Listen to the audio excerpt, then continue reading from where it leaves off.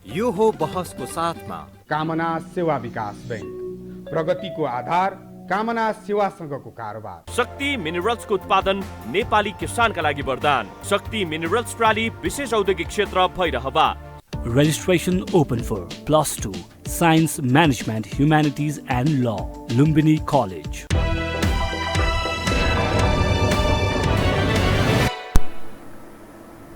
नमस्कार, यो बहसमा म यहाँहरूलाई हार्दिक स्वागत गर्दछु। जीवराम भण्डारी। आज यहाँहरू सामुन्ने उपस्थित हुनुहुन्छ कमल कोइराला। उहाँ वामपन्थी अगुवा हुनुहुन्छ। तत्कालीन मार्क्सवादीका अगुवा नेता, नेकपा मार्क्सवादी, जुन बेला मनमोहन अधिकारीजीले नेतृत्व गर्नुभएको थियो। त्यसपछि नेकपा एमाले, मालेसँग उहाँहरूको एकता भएपछि नेकपा एमाले सांसद पनि उहाँ हुनुभयो। राजदूतको जिम्मेवारी पनि दक्षिण कोरियाका लागि उहाँ राजदूत भएर काम पनि गर्नुभयो। यतिखेर कमल कोइरालाको भूमिका स्वतन्त्र एउटा राजनीतिक विश्लेषकको रूपमा लेखकीय भूमिका उहाँले निर्वाह गरिरहनु भएको छ। उहाँहरूले धेरै रगत र पसिना बगाएको हो त। उहाँ पूर्व प्रधानमन्त्री मातृका प्रसाद कोइरालाको छोरा। त्यसबेला मातृका प्रसाद कोइराला जस्तो त्यत्रो ठुलो नेताको छोरा कम्युनिस्ट हुनु भनेको आफैमा एउटा भयानक विद्रोह सायद थियो होला। अहिले यो 8 दशक नागिसकेको जीवनको यो उत्तरार्धकालमा नेपालमा कम्युनिस्ट हौँ भन्ने, कम्युनिस्ट हुन् कि होइनन् भन्ने बारेमा छलफल चलिरहने यस्तो अवस्थाका नेपालका कम्युनिस्ट पार्टी नामदारीहरूको त्यो अवस्था छ। त अहिले छिन्न भिन्न पनि भएका छन्। कमल कोइराला जस्ता व्यक्ति त्यो विगत र वर्तमानलाई, त्यो विगतलाई सम्झदा र वर्तमानलाई हेर्दा के ठान्नुहुन्छ, कसरी बुझ्नुहुन्छ, कम्युनिस्टी हुन् कि होइनन्, होइनन् भने के हुन् र आगामी दिन कसरी बित्ला नेपालको राजनीति, विश्लेषणात्मक र सूचनामूलक ढङ्गले म उहाँसँग कुराकानी गर्ने प्रयत्न गर्नेछु। सर्वप्रथम म उहाँलाई स्वागत गर्छु। स्वागत छ यहाँलाई। धन्यवाद। म समसामयिक विषयमै तपाईँलाई प्रवेश गराउन चाहेँ। रगत पसिना बगाउनुभयो, जेल मेल पनि जानुभयो कि। अनि अहिले हेर्दा कस्तो देखिन्छ भने प्रमुख प्रतिपक्ष पनि कम्युनिस्ट हौँ भन्ने छन्। सत्तामा पनि कम्युनिस्टको चाबी चाहिँ की रोल त कम्युनिस्टले नै निर्वाह गरेको देखिन्छ। तपाईको नजरमा चाहिँ यी कम्युनिस्ट हुन् कि वामपन्थी पनि हुन् कि, अथवा वामपन्थी मात्रै हुन् कि, अथवा यी अलग हुन्, के हुन् भन्ने ठान्नुभयो? त्यो विगतदेखि वर्तमानलाई तुलना गरी ल्याउँदा तपाईँले म ज्यादा लामो शब्द नभनिकन के भन्नु नि, यी अपर्चुनिस्ट, सत्तालोलुप, व्यक्तिवादी मान्छेहरू हुन्। यो चरित्र चाहिँ जनताको सामने छ है। कम्युनिस्ट हुन्, काङ्ग्रेस हुन्। लोकेन्द्र बहादुर चन्दको मुनि पनि त मन्त्री भवन गएकै छन्, गिरिजाप्रसादको मुनि पनि गएकै छन्, प्रचण्डको मुनि पनि गएकै छन्। को बाँकी छ? कसको मुनि जान बाँकी छ? शेरबहादुर देउवाकोमा पनि पहिले गएकै हुन्, अहिले पनि छँदैछन् प्रचण्डहरू। त कम्युनिस्टै 5-6 कतिवटा त प्रधानमन्त्री भइसक्यो कम्युनिस्ट। पहिले मनमोहन अधिकारी हुनुभयो, उहाँको त बिचरा राम्रै नाम राखेर जानुभयो, इज्जत राखेर जानुभयो। माधव नेपाल आउनुभयो, केपी ओली आउनुभयो, तपाईँको चाहिँ नि झलनाथ आउनुभयो, तपाईँको प्रचण्ड आउनुभयो, तपाईँको बाबुराम आउनुभयो। आधा दर्जन त कम्युनिस्ट नेता भइसक्यो। सङ्ख्या गर्ने हो भने प्रधानमन्त्रीको काङ्ग्रेसभन्दा कम्युनिस्टका बढ्ता स्थान पुग्छन् कम्युनिस्ट नामले। त्यस कारण के कम्युनिस्ट काम के गरे त भन्दाखेरि आज पनि प्रचण्डको शेरबहादुरसँग पार्टनरसिप छँदैछ। हिजो केपी ओलीसँग पार्टनरसिप थियो। हिजो पनि ठुलो भ्रष्टाचार थियो, आज पनि ठुलो भ्रष्टाचार हुन्छ भन्ने कुरो चाहिँ अब तपाईँ आजैको अखबारमा म हेर्दैछु। तपाईँ कति भ्रष्टाचार भएछ भनेदेखि जाने यो 76 र 77 को एक वर्षमा 4 खर्ब 18 अर्ब 85 करोड, करोड पनि होइन, अरब पनि होइन, खरब 4 खर्ब 18 अर्ब 85 करोड। 4 खर्ब 88 अर्ब 85 करोड बेरुजु। यही गत 76-77 एक वर्षको भनेपछि ब्रह्म लुट छ। लुट होइन, हट्टाहट्टी लुट छ, राजस्वको लुट छ, करको लुट छ, भन्सारको लुट छ, त्यो उम्नी यति सब त कति छन्, डेली अखबारमा हामीले पढ्दैछौँ। पढेनौँ एमनी काण्ड, ओली काण्ड, एनसेल काण्ड, कति काण्ड, कुन विदेशीको यो एनसेलको को मालिक हो, कहाँ बस्छ, कति कर, केही छैन। अनि त्यो अदालतले पनि साथ दिइरहेछ फेरि। अनि स्टिङ अपरेसन पनि नगर भनेर भन्छ। हेर्नु है, पनि भ्रष्टाचार मैत्री, कति अदालत पनि कति भ्रष्टाचार मैत्री रहेछ, जसका आदेशहरूले पनि देखाउँछ। अरू कुरो छोडिदिनुहोस्, स्टिङ अपरेसन नगर्नु। अनि के गर्नु त? भ्रष्टाचारले खुलेआम त टुनी खेलमा खुला मञ्चमा त गर्दैन नि भ्रष्टाचारले, त कहीँ लुकेरै गर्छ। त्यस्तालाई पत्रकारले पक्रिँदाखेरि कसरी पक्रिने, कसरी बेनकाब गर्ने? स्टिङ अपरेसन चाहिँ इन्डिया, दुनियाँमा, संसारमा चलेको छ यो स्टिङ अपरेसन, छैन? इन्डियामा मुद्दै चल्यो कि त्यो दुध वा पाउडर के युरिया मिसाएर पाउडर बनाएर अर्बौँ रुपियाँको भइरहेछ भनेर सारा पत्ता लगाएर जाँदाखेरि त्यो कम्पनी, जुन कम्पनीले त्यो दुध मार्केटिङ गर्थ्यो, उसले भने कि मलाई यसले त्यो गर्दाखेरि अर्बौँ रुपियाँको नोक्सान भयो, यो स्टिङ अपरेसन एकदम नाजायज हो। अदालतले भने कि यो वर्तमान युगको एउटा तरिका हो कि कहाँ अनियमित भएर त्यसलाई एक्सपोज गर्ने, त्यस कारणले तिम्रो गोपनीयतामाथि कुनै यो मानिँदैन। अब यहाँ त त्यो भारतको कुनै अदालतले भन्दैन कि चाहिँ स्टिङ अपरेसन नगर। हामीहरूको अदालतले के भन्छ, स्टिङ अपरेसन नगर। कति एउटा ठाउँ बिग्रेको छ र कार्यपालिका, न्यायपालिका, तपाईँको चाहिँ व्यवस्थापिका पनि भ्रष्टाचार गर्ने ठाउँ पाएसम्म त्यहाँ त्यसले पनि गरिदिन्छ। अनि तपाईँहरू नि हिजोका दिनमा मैले अघि तपाईँको पारिवारिक पृष्ठभूमिलाई पनि कहीँ न कहीँ उद्धृत गर्ने प्रयत्न गरेँ। तपाईँ मातृका प्रसाद कोइराला यो देशको होनहार एउटा सिनियर मस्ट लिडर, देशको प्रधानमन्त्री भइसकेको नेता, एउटा प्रजातान्त्रिक फ्रिडम फाइटर, त्यस्तो व्यक्तिको छोरा तपाईँ के आकाङ्क्षा राखेर कम्युनिस्ट मुभमेन्टमा होमिनु भएको थियो? आज तपाईँ जो भोगिरहनु भएको छ, जो देखिरहनु भएको छ, यो के भएको त? नेपालको राजनीति यो भएको चाहिँ के? हिजो के सपना देखेर होमिनु भयो, आज तपाईँले के देख्नुभयो? किन यस्तो भयो त? के थियो भने मलाई केटाकेटीमा म महात्मा गान्धीको एउटा कोटेसनबाट हेर्दै, राजनीति भनेको देशभक्तहरूको पेसा। त्यो बेला देशभक्तहरूको पेसा थियो नि इन्डियामा, राजनीति भनेको देशभक्तहरूको पेसा हो, महात्मा गान्धीको शब्द हो यो। त त्यो बेला वास्तवमा के थियो देशभक्ति भने? महात्मा गान्धी त ब्यारिस्टर थिए नि, उनका बाउले त बेलायतमा पढाएको थियो उनलाई। सुट टाई लगाएर मजासँगले जिन्दगीभर पैसा कमाए अरबपति पनि हुन सक्थे। उनी के गरे? इन्डिया आए, देश गुनाको भेष भाइ, जनताको धोती लगाएर हिँड्न थाले। त्यो पनि माथि र कमिज नलगाउने, किनभनेदेखि अनि त्यसले गर्दाखेरि के छ, अरू सुट टाई लगाउनेहरूले पनि के गर्न थाले भने खद्दर त लगाउनै पर्यो। महात्मा जस्तै त नाङ्गै थिए। त्यस कारण के छ, आदर्श नेता भयो। अनि उनले चाहिँ के भन्यो भने राजनीति भनेको देशभक्तहरूको पेसा हो। म केटाकेटी थिएँ, मेरो आमाले सोध्नुभयो एकचोटि, ए त ठुलो भएपछि के गर्छस्, नाम कमाउँछस् कि पैसा कमाउँछस् भनेर। मैले भनेको नाम कमाउँछु। अनि आमाले भन्नुभयो नाम कमाए भात कसले खान दिन्छ भनेर। अनि मैले के भने, नाम कमाएपछि भात जसले पनि खान दिन्छ, नाम कमाएपछि यसै काम भात खाने। आजसम्म त म भोको छैन, 84 वर्ष भए है, हिँडिसकेँ।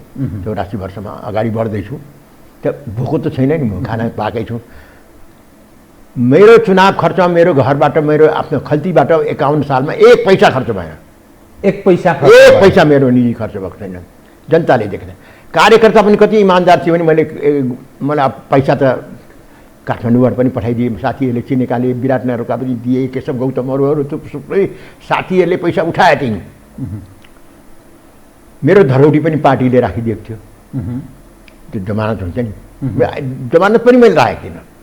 51मा टिकट काटेर हवाईजहाजमा मलाई पार्टीले पठाएको थियो यहाँबाट, मेरो आफ्नो पैसाबाट गएको थिएन।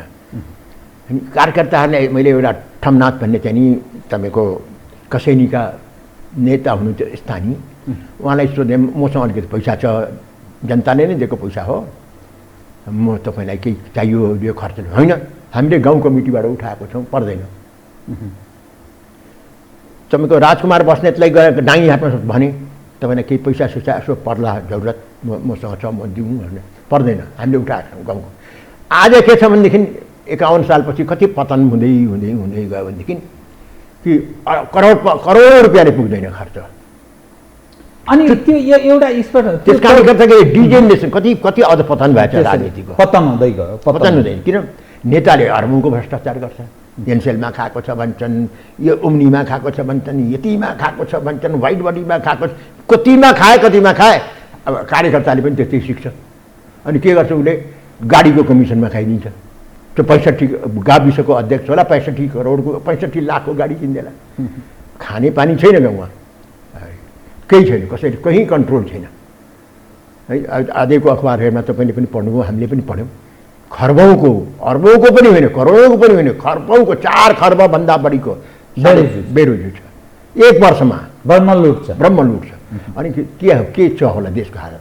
तपाईँको यो पछिल्लो विषयसँग म आउँछु कि तपाईँलाई जो पैसा उठ्यो नि, त्यो जनताले उठाएका, कतिपयले पार्टीले नि खर्च गरे, त्यो बाँकी पनि थियो कि पैसा? 14,000 रुपियाँ बाँकी रह्यो। अनि के गर्नुभयो त्यो? मैले त्यहाँ 2टा क्लबलाई मैले के भने यो जनतामा फेरि बाटोमा हिँड्दै अब कतिजनालाई लाग्छ यो इमान्दार मान्छे हो, यसलाई पैसा कतिले घरमा बोलाएर मलाई भन्थे म काङ्ग्रेसी हुँ, बाहिर पो प्रचार गर्न सक्दिनँ, बरु राम्रो गऱ्यौ तिमी उठ्यौ है।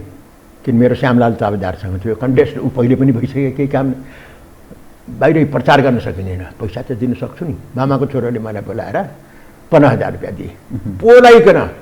किन मान्छेलाई त्यो स्पिरिट थियो। अब आज त्यो स्पिरिट खत्तम छ। आज त तपाईँले विदेशीको पैसा आउँछ, अखबारहरूमा सबै थापियो कि फलानो दूतावासबाट फलानो नेताले 20 करोड रुपियाँ ल्याएर फलानो नेता काम बुझाए भनेर। त्यो कम्युनिस्टमा मात्रै छ कि काङ्ग्रेसमा पनि सबैमा? तपाईँको यो बहसमा भद्रा घडेको अस्ति मैले सुने, पञ्चायतदेखि नै सुरु रहेछ नि त। राति 11 बजे बोलाइकन भारतीय दूतावासले सूर्यबहादुर पक्षधरलाई पैसा दिँदो रहेछ। त्यो यही भद्र तपाईँकै कार्यक्रममा त्यस कारण विदेशी पैसा पञ्चायत कालदेखि नै, चुनाव हुन थालेदेखि विदेशी पैसा खुड्या। अरू बेलामा पनि किन्छन् नेताहरू, करोड 2 करोड 5 करोड दिएर दलालहरू त राख्नै परेको छ उनीहरूलाई। जुन देशमा नेताहरू बिक्री हुन्छन्, प्रधानमन्त्रीहरू बिक्री हुन्छन्, मन्त्रीहरू बिक्री हुन्छन्, त्यो देशमा विदेशीलाई कति सजिलो खेल्न होइन। हाम्रो वर्तमान त्यही देखियो। यो फुट कसरी भइरहेछ आज जुन छिन्न तपाईँको चैत 7 गते हो, मैले अन्तिम अन्तर्वाल आज 5 महिनामा चैत वैशाख जेठ असार साउन भदौ 6 महिनापछि हामी कुरा गर्दैछौँ। त्यो बेलामा मैले तपाईँलाई के भनेको थिएँ, विदेशीहरूको इसारामा राजनीतिक दलहरू छिन्न भिन्न हुन्छन्, यही शब्द मैले प्रयोग गरेको, याद गर्नुहोस्। त्यो पुष्टि भयो। त्यो केमा छ, त्यो युट्युबमा अहिले पनि खोल्यो। त्यो बेला नेकपा एउटै थियो, प्रचण्ड र केपी ओली 2टा अध्यक्ष हुनुहुन्थेन। बडो गौरवले भन्नुहुन्थ्यो हामी एउटै जेटका 2टा पाइलट। अब त्यो भट्टे डाँडामा खसिसक्यो त्यो प्लेन त, छिट्टेर बितर भइसक्यो। यी आफ्नै कुबुद्धि अहङ्कारले फुटेका कि विदेशीहरूले फुटाइदिएको? यिनीहरूलाई बेकुफ बनाउँछ विदेशीले। हेर्नुहोस्, म तपाईँलाई कयौँ उदाहरण दियो। राजालाई पनि बेकुफ बनाएको छ, राजालाई पनि, ज्ञानेन्द्रलाई। कसरी बेकुफ बनायो भने ज्ञानेन्द्रलाई भन्यो कि बोलाइकन इन्डिया के अरे तीर्थयात्रा भनेर बोलाएको छ, कहिले तपाईँको चाहिँ नि राजकीय भ्रमणमा भनेर बोलाएको छ। यी राजनीतिक दलसलहरू, यी भ्रष्ट नेताहरूले सक्दैनन्। तपाईँले किन ज्ञानेन्द्रलाई फाल्नु छ, त्यो फाल्नका लागि उक्सायो। वीरेनको त हत्या भयो, त्यसमा कुनै मान्छेलाई धेरै जान्ने त्यो छ कि। अब ज्ञानेन्द्रलाई चाहिँ सजिलै उपाୟରେ यसलाई पहिले बेकुफ बनाउनुपर्छ। बेकुफ बनाएपछि के हुन्छ, लडाइदियो राजनीतिक दलका पार्टीसँग। वीरेन्द्र चाहिँ तपाईँको संवैधानिक भएर बसेको हुनाले राजनीतिक दलहरूसँग बैर गरेनन् उनले। पहिले थिए तर मेल गर्दै गयो, गिरिजाप्रसादसँग पनि मेले। गिरिजाप्रसाद र वीरेन्द्रको मेलले के भयो, स्याफ्रो बेसीको सडकको एग्रिमेन्ट कसको पालामा भयो, कसको सहीले भयो? चक्रवास्तोलाको सहीले होइन। या राजाले पनि गिरिजाप्रसादसँग, गिरिजाप्रसादले पनि राजासँग एकअर्कालाई कोअपरेट गरे। काठमाडौँ पोजारी राजमार्गपछि दोस्रो राजमार्ग त यो खुल्यो नि। त्यो गिरिजाप्रसादको त्यो काम पनि त राष्ट्रिय नै हो। चाहे वीरेनले भनेर गरेको होस् चाहे जसले गरेर होस् है भयो किन र वीरेनको सबैभन्दा ठुलो वीरेन 10 पल्ट जिन्दगीमा चीन गएको छन् 10 पल्ट 10 पटक यसले नै के देखाउँछ भने उनको चीनसँगको कति मित्रता भाव थियो राजा थिए नि हुन्थ्यो कम्युनिस्ट त थिएन अब यी चाहिँ नि कस्ता कम्युनिस्ट परे भनेदेखि चीनले पैसा दियो चीनतिर भारतले पैसा दियो भारततिर अमेरिकाले दियो भने एमसिसीतिर केही छैन यिनीहरूको ठेगान यी बिकाउ नेताहरू जसले ज्यादा पैसा दियो डाक बडावरमा त्योतिर भारतले पैसा दियो 50 करोड भारतमा चीनले 60 करोड दियो मदन मेमोरियल फन्डलाई सी जिनपिङ बादी भइदियो केही छैन यिनीहरूको चीनले दियो भारतले पनि दियो भारत मदन भण्डारी मेमोरियल फन्ड किन उनीहरूले त हामीहरूले नै यहाँ लुकाउँछन् उनीहरूले त आफ्नो दिनुपर्छ नि इन्डियन एम्बेसी कति दियो भन्दाखेरि त मैले नयाँ पत्रिकामा पढेको कुरो हो है पहिले पनि मैले भन्छु मलाई पनि कहाँबाट आउँछ कसले थाहा दिन्छ त भन्दाखेरि त पत्रकारहरूले अखबारहरूले अब यसो हामीले आज के छ भने 4 खर्ब 18 अर्ब 85 करोड बेरोजगारी छ भने त्यो अखबारहरूबाट नि हामीले सुनायो यति ठुलो ब्रह्म स्रोत भनेको मिडिया हो त त्यो किताबहरू पनि विदेशी किताबहरूले पनि बताउँछन् विदेशी अखबारहरूले पनि बताउँछन् कि फलानुको चाहिँ नि अब त्यति मात्रै किन गत वर्ष 22 अर्बबाट 46 अर्ब स्विस ब्याङ्कमा जम्मा भएछ स्विस ब्याङ्कले कुनै व्यक्तिको नाम भन्दैन मरिगै भन्दैन त्यो उसको पोलिसी हो तर आफ्नो जनतालाई फलानु देशबाट यति रकम फला हाम्रो ब्याङ्कहरूमा बढै छ नेपालबाट गएको नेपालबाट 42 अर्बबाट 46 अर्ब भएछ एकै वर्षमा को थियो त्यो बेलाको हर्ताकर्ता व्यापार डाउन थियो व्यापार गर्ने हो भने व्यापार डाउन थियो किनभनेदेखि महामारी छ लकडाउन छ तमाम चिज छ यही लुटको धन मध्ये पुग्यो त्यहाँ नाम पनि आएको छन् विदेशी अखबारहरूमा म नाम नलिउँ तपाईँ आफै पछि खोज्नु पहिलोचोटि राजनीतिक दलका नेताहरूको नाम स्विस ब्याङ्कको एकाउन्टमा आएको छ नत्र अन्दाज हुन्थ्यो त्यो बिजनेस टाइम्समा आएको छ बिजनेस स्ट्यान्डर्डमा आएको छ 1 वर्ष अगाडि नै झन् 8-9 महिना अगाडि त्यस कारण नेपाली अखबारमा त्यति साह्रो चर्चा भएर त्यो बेलामा लकडाउन थियो के थियो यस्तो रूपले के छ भनेदेखि हामीहरूको ब्रह्म लुट भइराखेको छ र आजको अखबारहरूमा त झन् प्रश्न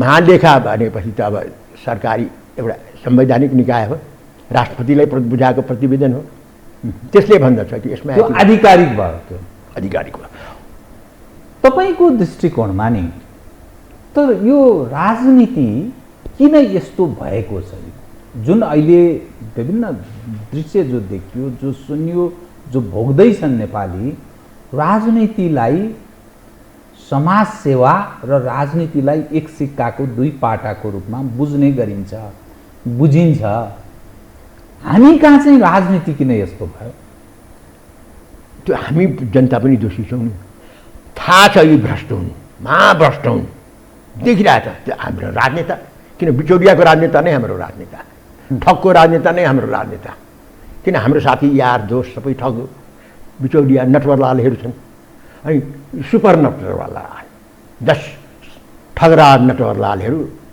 सानसाना ठगहरूले ठुलो ठग सम्राट त्यही हो प्रधानमन्त्री भनेको को ठग सम्राट मन्त्री भनेको को ठगराज यो हालत छ देशको तपाईको नजरमा यथास्थितिमा यो राजनीतिक नेतृत्व सुध्रने सम्भावना छ कि जनताले सुधार्छन् कि या यो कोल्याप्स भएर अर्को ठाउँमा प्रवेश गर्छ यो तीनवटा अप्सन मध्ये मैले कुरा गर्ने आज के देख्दै हुनुहुन्छ त्यत्रो बलियो राम्रो पार्टी नेकपा हैन 6वटा प्रान्तमा मुख्यमन्त्रीहरू केन्द्रमा सरकार बलियो झन्डै 2/3 बहुमत आज छिन्न भिन्न छ काङ्ग्रेसभन्दा कमजोर भइसक्यो अलग अलग हेर्ने हो भनेदेखि भएको छैन भइसक्यो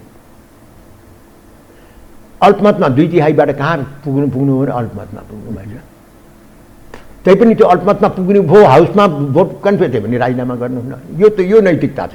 अनि यस्ता हाम्रोको चाहिँ सर्वोच्च नेताहरू छन्। कुन प्रजातान्त्रिकता छ न कम्युनिस्टको त कहीँ भन्नु बेकार हो। कम्युनिस्ट होइनन् त्यो त दुनियाँले भनिरहेको छ कम्युनिस्ट होइनन् भनेर। त कार्यकर्ताले कम्युनिस्ट उनीहरू सबैलाई थाहा छ कि यो भन्नुपर्छ, आफूलाई एउटा ब्रान्ड हो, देखाउनुपर्छ, न ठग्न पाइँदैन।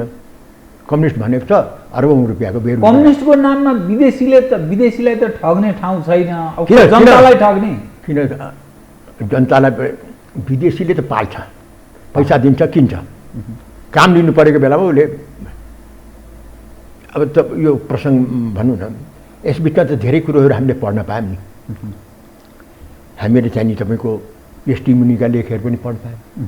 यसले कसले फुड इन्जिनियर गरेछ त भन्दाखेरि नेपालमा के भयो तपाईँको केही घटनाहरू पनि राजनीतिक दलहरू मिल्दाखेरि के हुन्छ काम हुँदो रहेछ नि। संविधान रद्दी होस् राम्रो होस् नराम्रो होस्, 4 पार्टी मिले, सुशील कोइराला, केपी शर्मा ओली, प्रचण्ड र विजय गजदार। संविधान जारी भयो, ठुलो बहुमत 90% कति प्रतिशतले जारी भयो।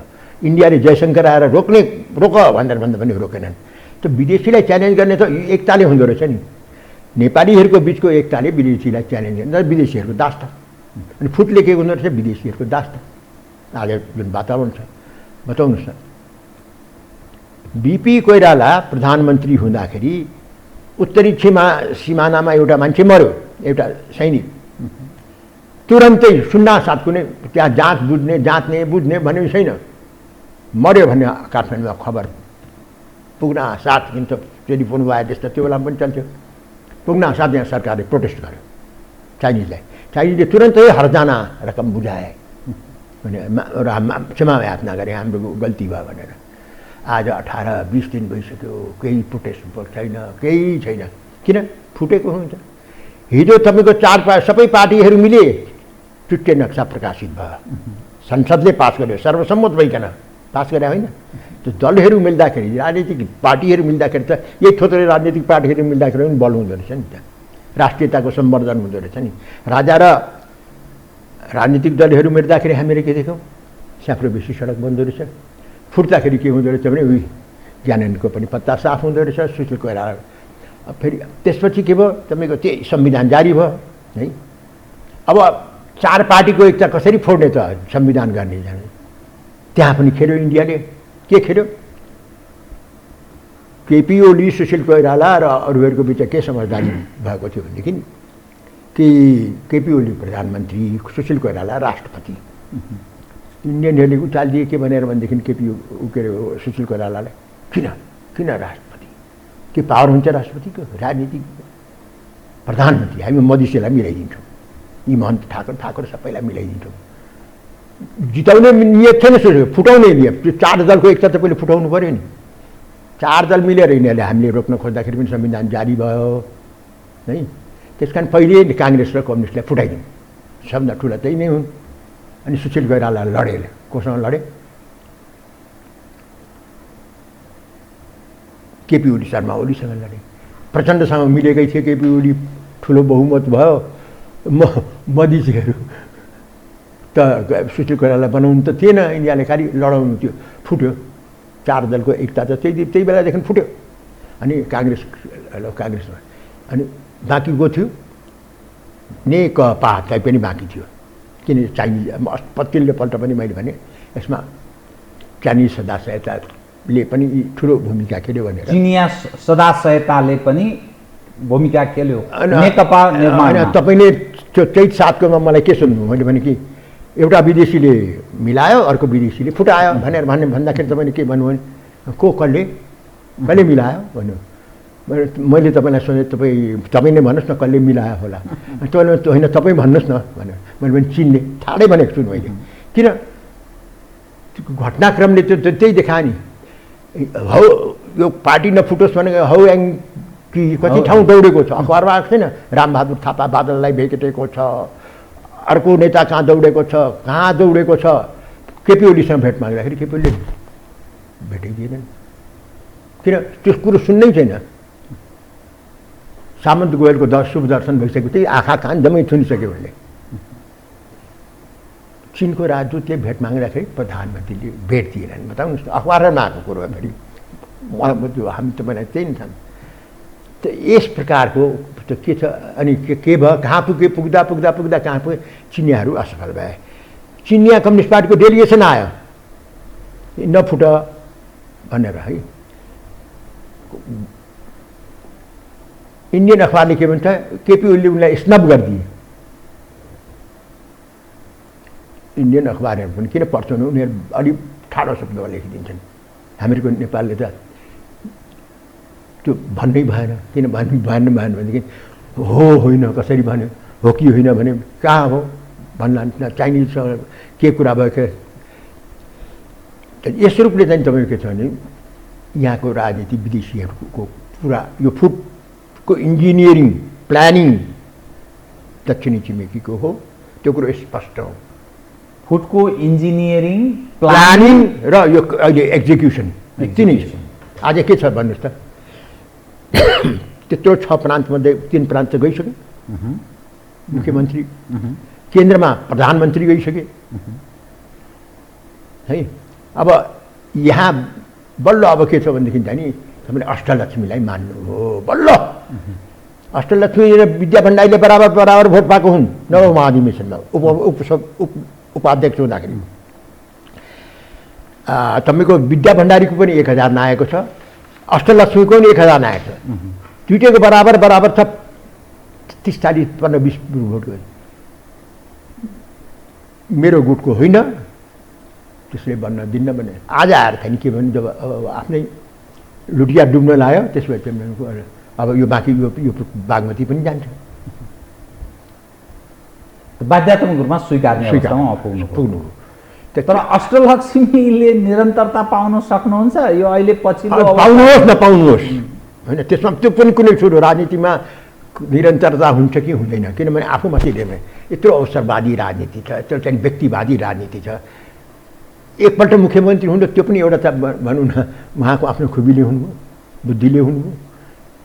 नहुन दिँदै विद्या भण्डारी र केपी ओली दुइटै लाग्नुभएको होइन, नहुन दिनलाई अनि उहाँभन्दा धेरै जुनियरलाई बनाइदिनु भयो चिफ मिनिस्टर। तपाईँ चाहिँ नेकपा एमाले विभाजित भयो, तपाईँ एक समय त्यही पार्टीबाट सांसद पनि हुनुहुन्थ्यो, त्यही पार्टीले तपाईँलाई राजदूत पनि बनायो, पार्टीको सल्लाहकारी भूमिका पनि निभाउनु भयो। आफूलाई तिनीहरू नै अलि निकट अहिले पनि सायद तपाईँ ठान्नुहुन्छ। यो अहिले जुन विभाजन भयो, सर्वप्रथम त नेकपा विभाजित भयो, त्यसपछि एमाले विभाजित भयो। अहिलेको विभाजन हेर्दा ओलीजी एक ठाउँमा उभिनु भएको छ, माधवजी अर्को ठाउँमा उभिनु भएको छ, बिचमा बस्नेहरू फेरि जस्तो भीम रावलहरूदेखि लिएर यी सब अनि अलग देखिनुहुन्छ, बिचबिचमा जस्तो देखिन्छ। वामदेव गौतमको के हो त्यति बुझ्न अलिक कठिन जस्तो देखिन्छ। यसरी हेर्दा कम्युनिस्टहरू कम्युनिस्ट हौँ भन्नेहरू छिन्न भिन्न देखिन्छ।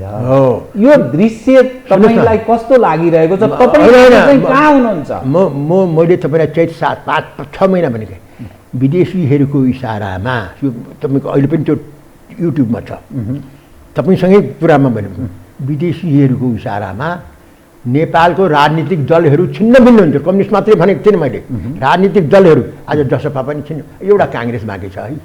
यो यसको पनि केही ठेगान छैन। जुन तरिकाले शेरबहादुर हिँडिरहेका छन् नि है, मै हुन्छु, मै गर्छु, मै मात्रै छु भाइ, त्यो मै मात्रैवादले काङ्ग्रेसलाई पनि कहाँ पुर्याउँछ त्यसको केही ठेगान छैन। त्यो पनि विभाजनमा जान सक्छ भन्नु खोज असम्भव छैन। तर विभाजन हुँदैन, काङ्ग्रेसीहरू फेरि अलिक बडो गैँडाको छाला बडो बलियो हुन्छ, गैँडाको छाला है। त्यो सानो टोकाइले चाहिँ त्यसलाई पुग्दैन। त त्यस कारण फेरि किन छिन्न भिन्न पार्नु? अहिले आवश्यकता भर्खर एउटा छिन्न भिन्न पारिएको छ, अर्कोलाई पनि त केही त के हुन्छ। अब के हुन्छ भनेदेखि पनि त्यो कुरो पनि इन्डियन अखबारहरूले भनिसके। प्रशान्त झाले के भनेको छ भनेदेखि इन्डियन संस्थापन के चाहन्छ भने अब चाँडोभन्दा चाँडो निर्वाचन होस्। इन्डियन संस्थापन चाँडोभन्दा चाँडो चुनाव चाहन्छ नेपाल।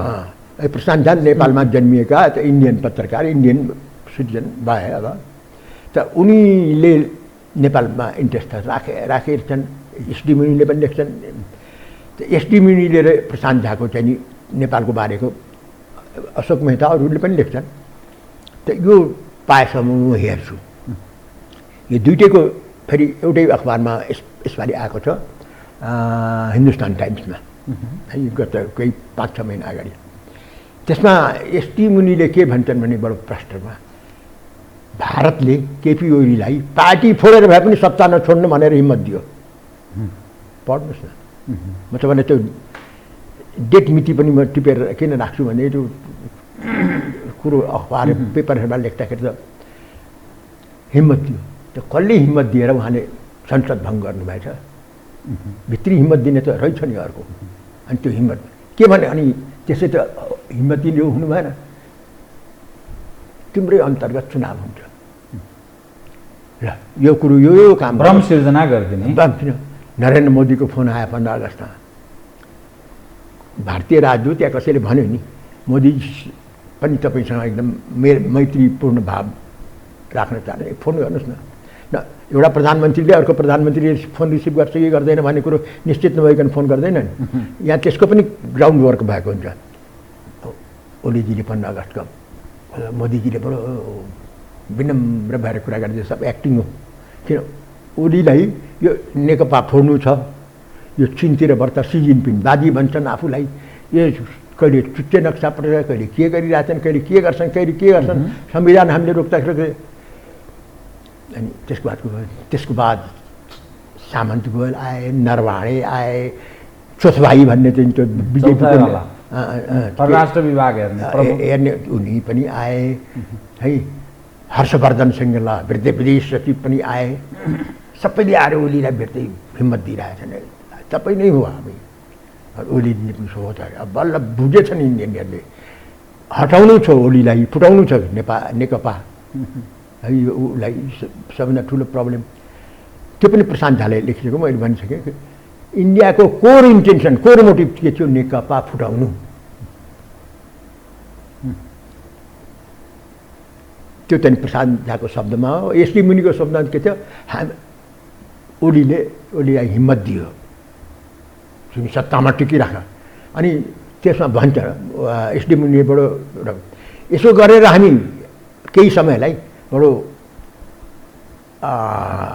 रद्दी छवि भयो नेपालमा हाम्रो। कि हामी संसद भङ्ग गर्दाखेरि पनि नबोल्ने, जे मन लाग्यो त्यही गर्दाखेरि पनि नबोल्ने, यो ओलीको सँगलाई बर्ता ब्याकिङ गरेको जस्तो देखिएर पनि हामीलाई प्रत्युत्तर परराष्ट्र मन्त्रालयका मान्छेहरूले, किनभने अब एसडी मुनि त भारतको पनि अब नामी पहिले कुटनीतिक पनि भएर बसेका हुन्, लाओस ताओस कहाँ, उनीहरूले भने चाहिँ सानो मूल्य हो। नेपालका कम्युनिस्टहरूप्रति सफ्ट कर्नर राख्ने जेएनयूको मानिस होइन, सबै अब नेपालैको भनौँ न। अनि अब उसले त्यो लेखे, त्यति कारण के त्यो कसले हिम्मत दिएछ त ओलीलाई संसद भङ्ग गर्ने? नेपालीले त कसैले भनेको छैन नि ओलीलाई हिम्मत भारतले दियो भनेर, एसडी मुनिले त भनेको छैन। त यो स्थितिमा भारतको संस्थापन पक्ष चाँडोभन्दा चाँडो नेपालमा संसदीय चुनाव चाहन्छ भने त्यो चुनाव भयो भने त्यसले ल्याउन सक्ने परिणाम र नेपालमा कम्युनिस्टहरूको भविष्य के रहने ठान्नुहुन्छ? त्यो पनि प्रशान्त झाले लेखिसके। उसले के लेखिसके भनेदेखि भारतीय संस्थापन पक्षको आङ्कलन के छ भने कि आगामी चुनावपछि बन्ने संसद अङ्कगणितीय रूपले भारतको अनुकूल नै हुनेछ।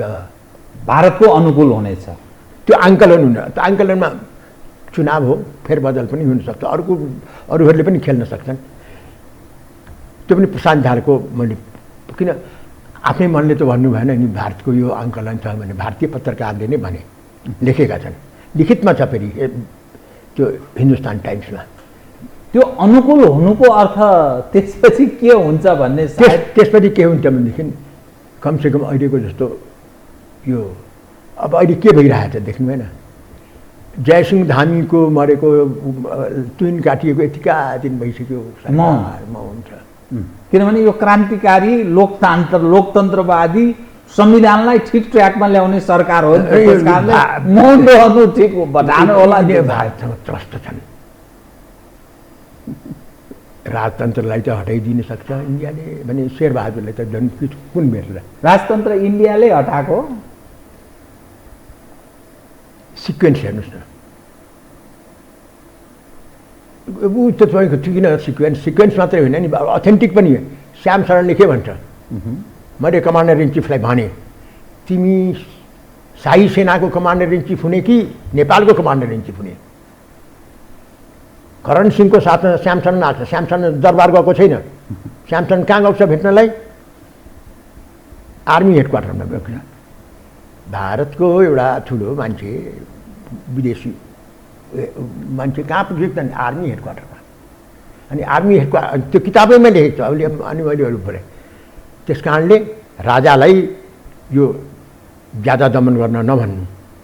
अनि त्यसको बाद के भन्छ, ट्विन पिलर भन्दै थियो। राजतन्त्र र प्रजातन्त्र दुइटै भन्दै थियो।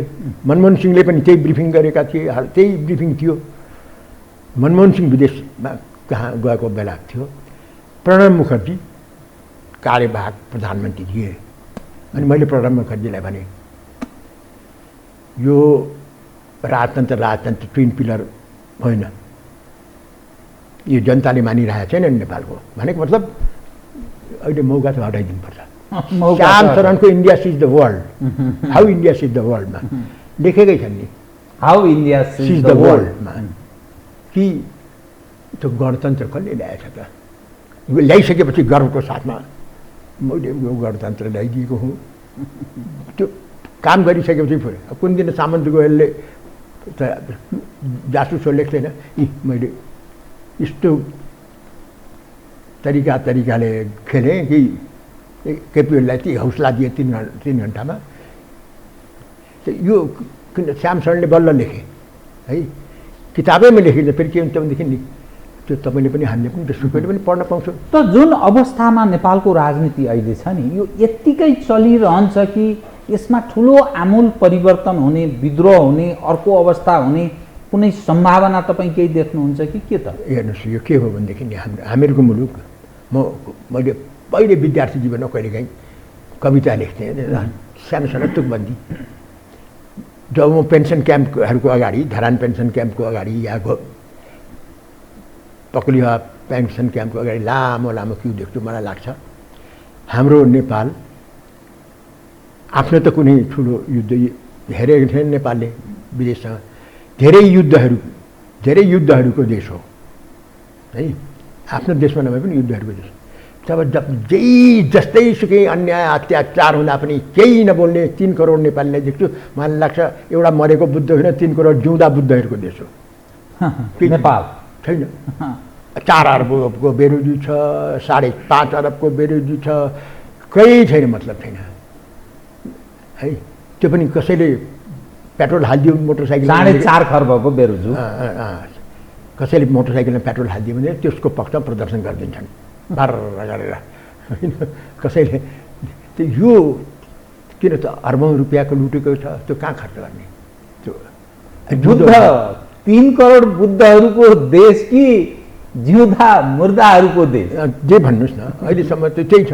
कहिलेकाहीँ प्रदर्शन गर्छन् है, आन्दोलन पनि गरेको छन्, नगरेको होइन। तपाईँ 46मै आन्दोलन भयो है, तपाईँको त नि 46 सालमा भयो नि आन्दोलन है। हुनलाई त त्यसमा पनि इन्डियनहरू आए। त के छ भने त्यस कारण नेपालकोमा राजनीति साउथले कन्ट्रोल गर्दै अहिलेसम्म कुनै बेला स्वतन्त्र बस्छ। जस्तो महेन्द्रको बेलामा तपाईँको उसको 12-14 वर्षको शासनमा, राजा महेन्द्रको त्यो बेलामा काठमाडौँको दारी राजमार्गमा इन्डियनहरू रिसले चुर भए, काङ्ग्रेसलाई विद्रोहमा उचालिदिए होइन। सुवर्ण शमशेरको त्यो उचालेर गरे। अनि अमेरिकनहरूले भने छोडिदेऊ यो राजासँग, इन्डियनहरूलाई। चाइना र इन्डियाको वार भयो। तिमी चाइनासँग लड्ने कि यो नेपालको राजाहरूसँग लड्ने? छोडिदेऊ। अमेरिकनहरूले किन यहाँ उनीहरूले सल्लाह दिए उनलाई, इन्डियनलाई। महेन्द्रलाई त अमेरिकनहरूले त्यो 2017 सालको काण्ड अमेरिकनहरूको पुरा हात छ, सहयोग थियो। आइसनहावर र महेन्द्रको चाहिँ 20 मिनट एक्लै भेट भएको छ। महेन्द्रको साथमा को गएको छ? सुवर्ण शमशेर जानुभएको छ, अरूहरू पनि गएको छन्। त त्यहाँ स्पेसल एरेन्जमेन्ट के हुन्थ्यो नि, पहिले 20 मिनट राजा अलग्गै 1 on 1 टक, त्यसपछि सबै डेलिगेसन भेट्ने भनेर। त्यो 20 मिनटमा के कुरो भयो त राजा, त्यो यो 17 सालभन्दा धेरै पहिले भएको छ। को हुनुहुन्न। अनि अमेरिकन किताबहरूमा के आउँछ भने उनीहरूलाई मुस्ताङ योमा बेस क्याम्प चाहिएको थियो चिनको विरोधमा, अखाडा बनाउनु परेको थियो। त्यो बेला त नेपाल अमेरिका त त्यो बेला त महाशक्ति, फेरि डेमोक्रेसीको एकदम च्याम्पियन। अनि अमेरिकनहरूले पनि सिआइएले सबै नसोप के समातेको छन्, यसले डाइरेक्ट रुल गर्न खोजिरहेको छ, महेन्द्रको ठुलो चाहना छ। अमेरिकाले विरोध गर्दैन, नगरोस्, अमेरिका बेलायतहरूले विरोध नगरोस् भनेर यसको चाहना छ। त्यसैमा लेनदेन त्यसैमा मिलाउनुपर्छ। आइसनहावरलाई पनि ब्रिफिङ भयो। यहाँ पनि महेन्द्रलाई मान्छेहरूले के ब्रिफिङ गरे होला भने अमेरिकालाई यो त्यो त्यसै आएर 10 वर्ष 11 वर्ष मुस्ताङमा बिना महेन्द्रको थाहा, राजालाई थाहा भइकन बस्न सक्छ। बस्यो नि। अनि कहिले गएर चाहिँ त्यो क्याम्प बन्द भयो भन्दाखेरि निक्सन र माओसेतुङको भेट भयो। निक्सन गए चीनसँग, रुससँग हामीहरूको प्रतिस्पर्धा छ, चीनलाई फोड्नुपर्छ रुससँग, जुन प्रकार र चीनलाई पनि चाहिएको थियो कि व्यापार अब अनेक चिज जे होस्। 1971 निक्सनको र माओसेतुङको भेट भयो। हामी मिल्नुपर्छ हेर, रुसले, त्यो बेला रुस महाशक्ति थियो, चीन महाशक्ति भइसकेको थिएन, हुँदै थियो। त्यस कारणले हामी मिलौँ। माओसेतुङले पनि भन्यो यो मित्रताको सानोतिनो नमुना पनि त तपाईँहरू देखाउनुहोस् न के भनेर। यो खम्पा बन्द, ठ्याक्कै बन्द गरिदिएन, 1 पैसा बन्द, त्यत्रो लगानी गरिरहेको, त्यत्रो पैसा दिइरहेको, त्यत्रो चाहिँ हलचौकमा एयरपोर्ट सानोतिनो हतियार थियो, ठाउँ हतियार, त्यत्रो खम्पाहरूको रासन सप्लाई हुन्थ्यो, पोखरा भएर ट्रक इन्डियाबाट चाहिँ त्यो रासन जान्थ्यो खाने त। अनि 14,000 मान्छेलाई पाल्नु भनेपछि त त्यो पनि त खुवाउनु पऱ्यो। त्यो सिआइएको त्यत्रो ठुलो पनि नेपाली मुस्ताङमा नजान पाउने भए, त्यो सबै व्यवस्था। त्यस कारण महेन्द्रलाई यो मुस्ताङ बेस क्याम्प बनाउन महेन्द्रलाई आइसनहावरले अनुमति, र आइसनहावरले महेन्द्रलाई तिमी कु गर, चाँडो गर भने। किन उसलाई हतारो छ। प्रजातन्त्रमा त त्यो हुन सक्दैन नि, हल्ला हुन्थ्यो। अमेरिकनले यहाँ खम्पा अपरेसन गर्ने, चिनको विरुद्ध लड्न दिने, ठुलो कम्युनिस्टले त प्रजातन्त्र रहिरहेको त ठुलो हो हल्ला मात्रै हाल्थ्यो नि। त्यो घटनासँग जोडेर हेर्दा एमसिसीको केही तालुक, केही महत्त्व छ। एमसिसीको बेलामा त बरु अरूहरूले पनि बुझाइदिए, जस्तो अब श्रीलङ्काले पनि लिएन नि एमसिसी। नेपालभन्दा राम्रो टर्म थियो, यति साह्रो हुर्किएको टर्म थिएन। तर यो वास्तवमा के छ भनेदेखि बिना स्वार्थ नै हो रावरी प्रीति भन्छ क्या, बिना स्वार्थ कसैको माया हुँदैन।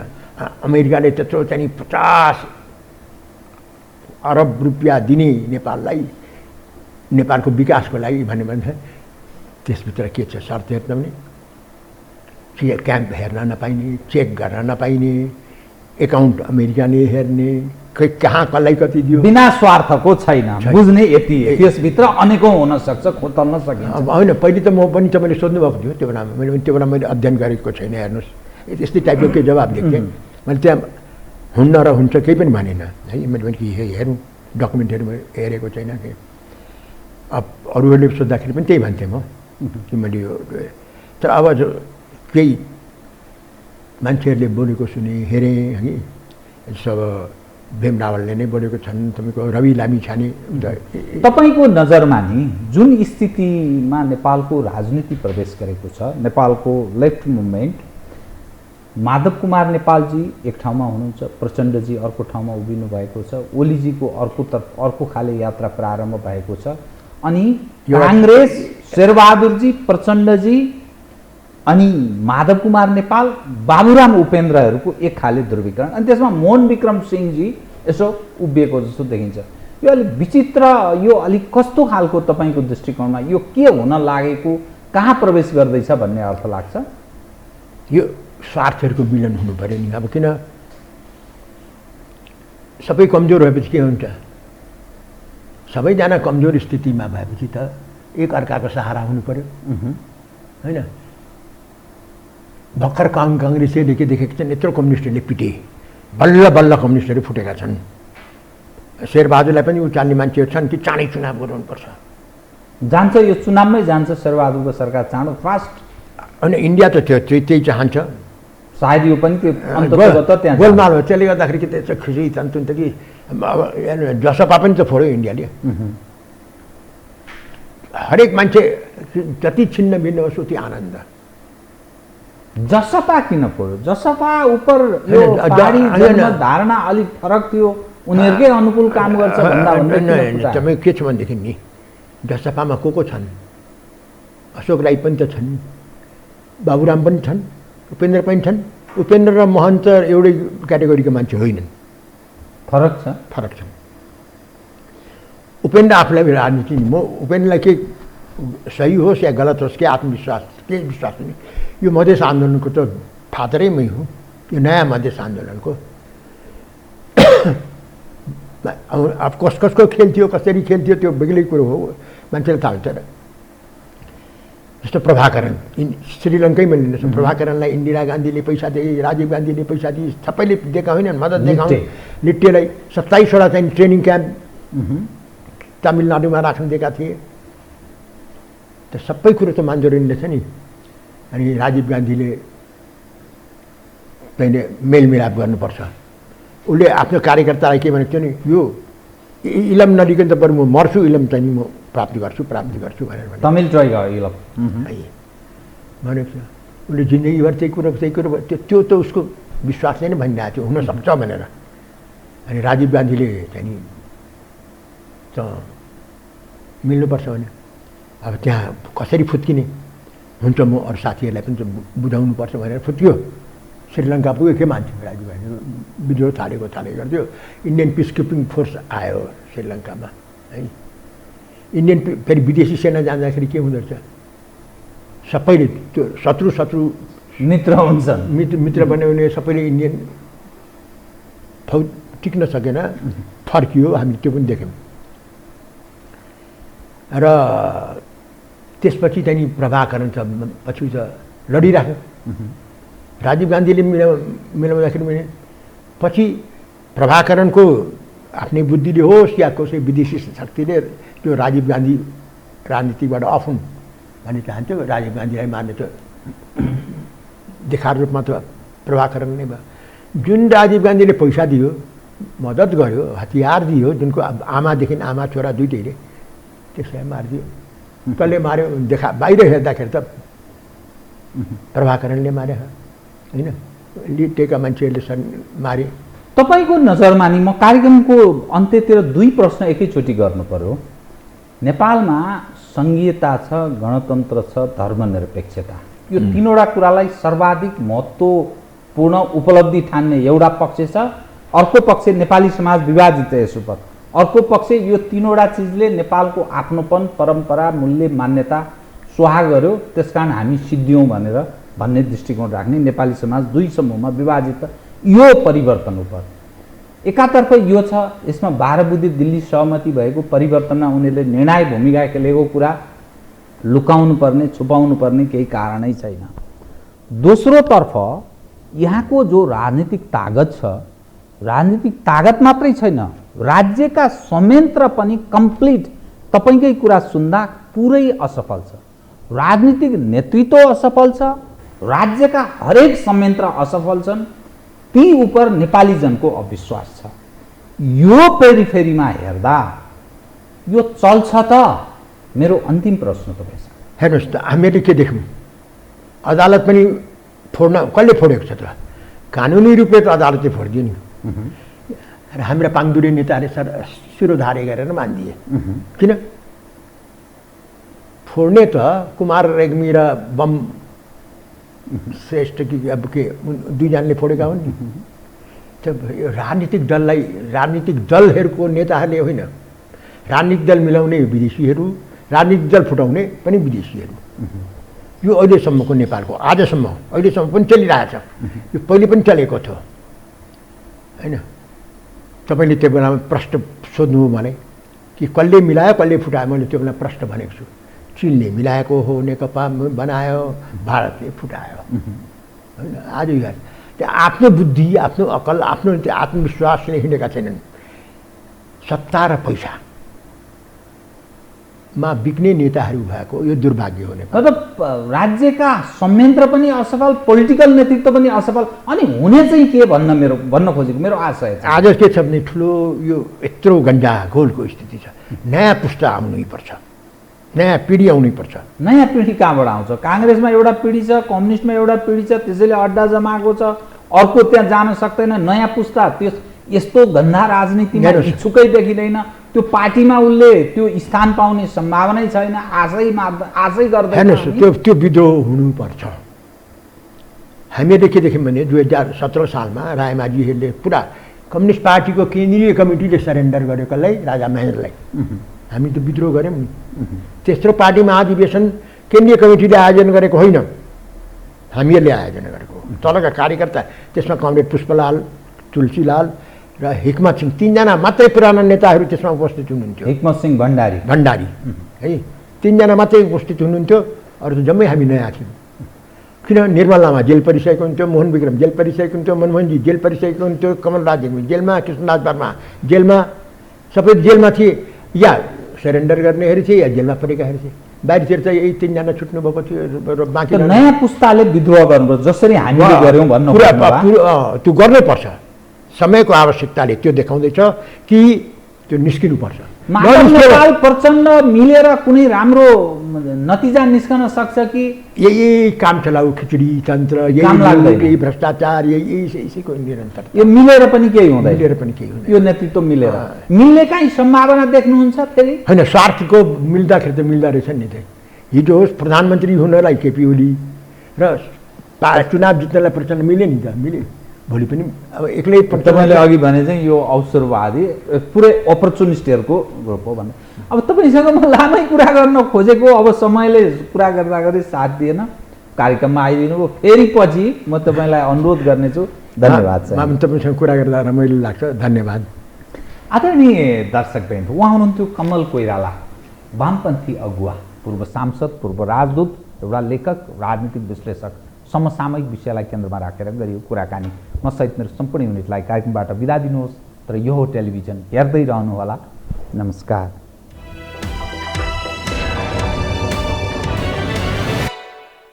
यो हो बहसको साथमा कामना सेवा विकास बैंक, प्रगतिको आधार कामना सेवासँगको कारोबार। शक्ति मिनरल्सको उत्पादन नेपाली किसानका लागि वरदान। शक्ति मिनरल्स प्राली विशेष औद्योगिक क्षेत्र भैरहवा।